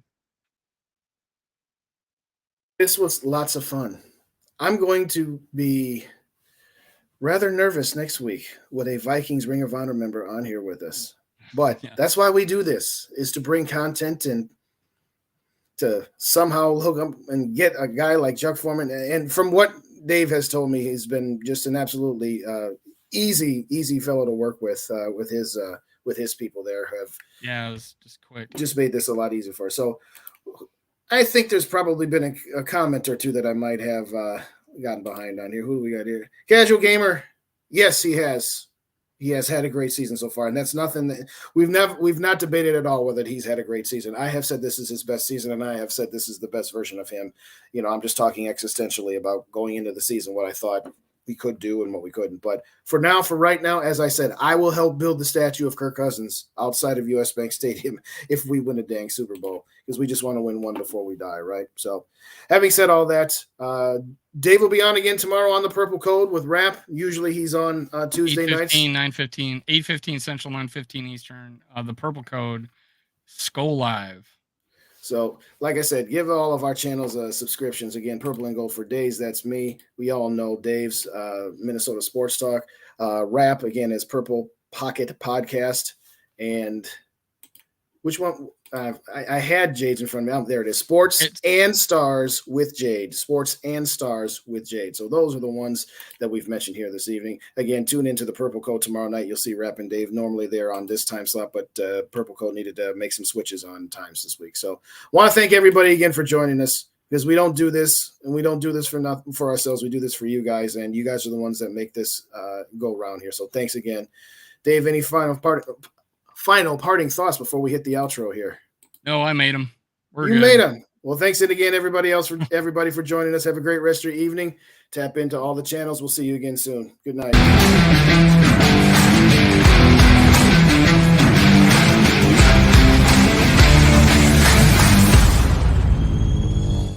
Thank you, Viking fans, for listening. Make sure you catch my other episodes. Also, make sure you subscribe, like, and leave a comment below.